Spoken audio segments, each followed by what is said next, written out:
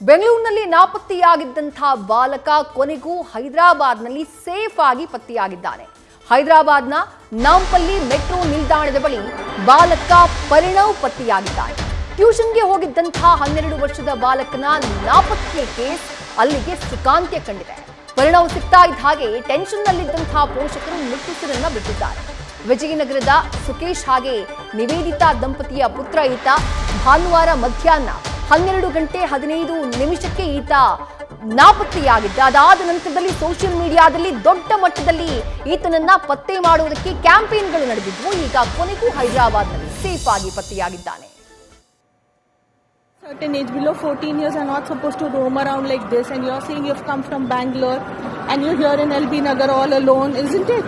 This is Nampally metro station. Do you know Nampally metro station? You know, below a certain age, below 14 years are not supposed to roam around like this, and you're saying you've come from Bangalore and you're here in LB Nagar all alone, isn't it?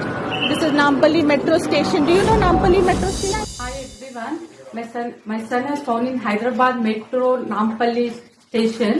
He is safe. Now we are going to pick him from Hyderabad. Thank you so much for your support.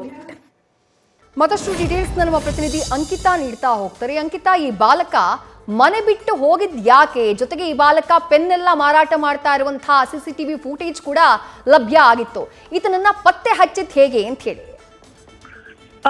ವಿಜಯನಗರದ ಸುಕೇಶ್ ಹಾಗೆ ನಿವೇದಿತಾ ದಂಪತಿ ಪುತ್ರ ಈತ ಭಾನುವಾರ ಮಧ್ಯಾಹ್ನ 12:15 ನಾಪತ್ತೆ ಆಗಿರ್ತಾನೆ. White field ನಲ್ಲಿ ಟ್ಯೂಷನ್ಗೆ ಅಂತ ಹೋಗಿದ್ದವ ವಾಪಸ್ ಬಾಲಕನನ್ನ ಪಿಕ್ ಮಾಡ್ಬೇಕು ಅಂತ ಹೇಳಿ ಆತನ ತಂದೆ ಸುಕೇಶ್ ಅವರು ಟ್ಯೂಷನ್ ಹತ್ರ ಹೋದಂತಹ ಸಂದರ್ಭದಲ್ಲಿ ಆತ ಅಲ್ಲಿರೋದಿಲ್ಲ, ನಾಪತ್ತೆ ಆಗ್ತಾನೆ.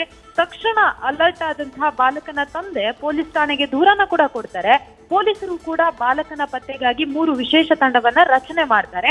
ಇನ್ನೊಂದು ಕಡೆ ಸೋಷಿಯಲ್ ಮೀಡಿಯಾದಲ್ಲಿ ಈತನ ಒಂದು ಫೋಟೋ ಹಾಕಿ ಈತ ಮಿಸ್ ಆಗಿದ್ದಾನೆ, ಎಲ್ಲಾದ್ರೂ ಸಿಕ್ಕಿದ್ರೆ ದಯವಿಟ್ಟು ಫೋನ್ ಮಾಡಿ ಅಂತ ಹೇಳಿ ಒಂದು ನಂಬರ್ ಅನ್ನ ಕೂಡ ಹಾಕಿರ್ತಾರೆ. ಸಖತ್ ವೈರಲ್ ಆಗಿರುತ್ತೆ ಸೋಷಿಯಲ್ ಮೀಡಿಯಾದಲ್ಲಿ.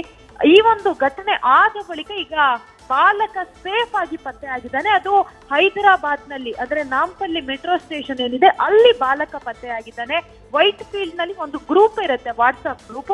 ಆ ಗ್ರೂಪ್ ಅಲ್ಲೂ ಕೂಡ ಈತನ ಫೋಟೋ ಹಾಕಿ ಈತ ಮಿಸ್ ಆಗಿರುವಂತಹ ವಿಚಾರವನ್ನ ತಿಳಿಸಿರ್ತಾರೆ. ಆದ್ರೆ ವೈಟ್ ಫೀಲ್ಡ್ ನ ಮಹಿಳೆಯೊಬ್ರು ಹೈದರಾಬಾದ್ ನ ನಾಂಪಲ್ಲಿ ಮೆಟ್ರೋ ನಿಲ್ದಾಣದ ಬಳಿ ಈ ಬಾಲಕನನ್ನ ಗಮನಿಸ್ತಾರೆ. ಜೊತೆಗೆ ಈ ಬಾಲಕನ ತಾಯಿ ನಿವೇದಿತೆ ಏನಿದ್ದಾರೆ ಅವ್ರಿಗೂ ಕೂಡ ಆ ಒಂದು ಮಹಿಳೆ ಪರಿಚಯ ಇರ್ತಾರೆ. ಹಾಗಾಗಿ ತಕ್ಷಣ ಇವರು ಬಾಲಕನನ್ನ ನೋಡಿ ಆತನನ್ನ ವಿಚಾರಿಸಿ ತಕ್ಷಣ ಪೋಷಕರಿಗೆ ಒಂದು ಮಾಹಿತಿಯನ್ನ ಕೊಡುವಂತಹ ಕೆಲಸವನ್ನ ಮಾಡ್ತಾರೆ. ಹಾಗಾಗಿ ಪೊಲೀಸರು ಕೂಡ ಈ ಒಂದು ಬಾಲಕ ಮಿಸ್ಸಿಂಗ್ ಏನಾಗಿದ್ದಾನೆ, ಈಗ ಸಿಕ್ಕಿದ್ದಾನೆ ಅಂತ ಹೇಳಿ ತುಂಬಾನೇ ಖುಷಿ ಪಟ್ಟಿದ್ದಾರೆ. ಆದ್ರೆ ಈತ ಟ್ಯೂಷನ್ ಸೆಂಟರ್ ಇಂದ ನಾಪತ್ತೆ ಆಗೋದಕ್ಕೆ ಏನ್ ಕಾರಣ ಅನ್ನೋದನ್ನ ನೋಡ್ತಾ ಹೋದ್ರೆ, ಈತ ಕಾಲೇಜ್ ಅಂದ್ರೆ ಆತ ಓದ್ತಾ ಇದ್ದಂತಹ ಶಾಲೆಯಲ್ಲಿ ತುಂಬಾನೇ ಕಿರಿಕ್ ಕಿಡ್ಡಾಗಿದ್ದ ಅಂತ ಹೇಳಿ. ಅಂದ್ರೆ ಈ ಹಿಂದೆ ಎಕ್ಸಾಮ್ ಬರಿಬೇಕಾದ್ರೆ ಕಾಪಿ ಹೊಡೆದಿದ್ದ. ಹಾಗಾಗಿ ಆ ಒಂದು ವಿಚಾರವನ್ನ ಶಾಲಾ ಶಿಕ್ಷಕರು ಮನೆಯಲ್ಲಿ ಹೇಳಿದ್ರು. ಅದೆಲ್ಲ ತಂದೆ ಗೊತ್ತಾಗುತ್ತೋ ಅನ್ನೋ ಕಾರಣಕ್ಕೆ, ತಂದೆ ಗೊತ್ತಾದ್ರೆ ನನಗ್ ಬೈತಾರೆ ಅನ್ನೋ ಕಾರಣಕ್ಕೆ ಆತ ಆ ಒಂದು ಟ್ಯೂಷನ್ ಸೆಂಟರ್ ಇಂದ ಹೋಗ್ತಾನೆ. ಅಲ್ಲಿಂದ ಹೋದವನಂದ್ರೆ ಆತನಿಗೆ ಏನ್ ಪಾಕೆಟ್ ಮನಿ ಕೊಟ್ಟಿರ್ತಾರೆ, ಆ ಒಂದು ಹಣದಲ್ಲಿ ಆತ ಮಾರತಹಳ್ಳಿಯಿಂದ ಮೆಜೆಸ್ಟಿಕ್ ಬಸ್ ನಿಲ್ದಾಣಕ್ಕೆ ಹೋಗ್ತಾನೆ.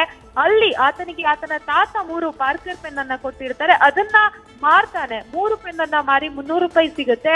ಆ ಒಂದು 300 ರೂಪಾಯಿಯನ್ನ ಇಟ್ಕೊಂಡು ಮೆಜೆಸ್ಟಿಕ್ ನಿಂದ ಮೈಸೂರಿಗೆ ಹೋಗ್ತಾನೆ ಟ್ರೈನ್ ಅಲ್ಲಿ. ಯಾಕೆಂದ್ರೆ ಟ್ರೈನ್ ಅಲ್ಲಿ ಹೋದ್ರೆ ರೇಟ್ ಕಡಿಮೆ, ಟಿಕೆಟ್ ದರ ಕಡಿಮೆ ಅಂತ ಹೇಳಿ ಟ್ರೈನ್ ಅಲ್ಲಿ ಹೋಗ್ತಾನೆ.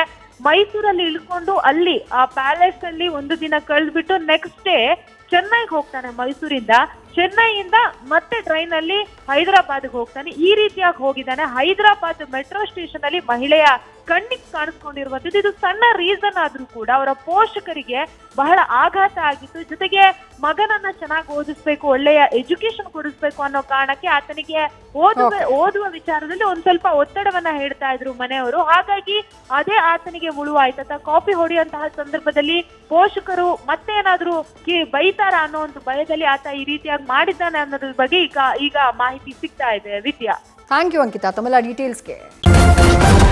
ನ್ಯೂಸ್ ಫಸ್ಟ್ ನಿರ್ಭೀತಿಯಿಂದ ನಿಮ್ಮ ಪರವಾಗಿ.